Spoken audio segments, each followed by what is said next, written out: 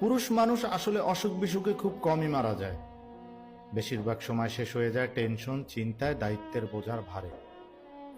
বাইরে থেকে তাকে শক্ত, হাসি খুশি, স্বাভাবিক মনে হতে পারে, কিন্তু ভিতরে ভেতরে সে কতটা ভাঙছে কেউই তা ঠিক মতো বোঝে না।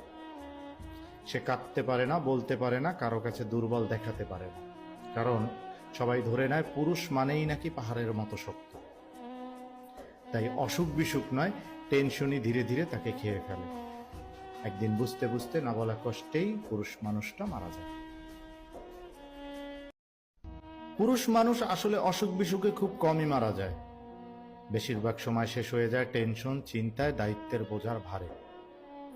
বাইরে থেকে তাকে শক্ত, হাসি খুশি, স্বাভাবিক মনে হতে পারে, কিন্তু ভিতরে ভেতরে সে কতটা ভাঙছে কেউই তা ঠিক মতো বোঝে না।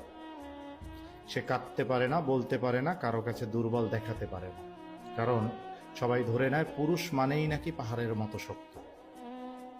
তাই অসুখ বিসুখ নয়, টেনশনই ধীরে ধীরে তাকে খেয়ে ফেলে।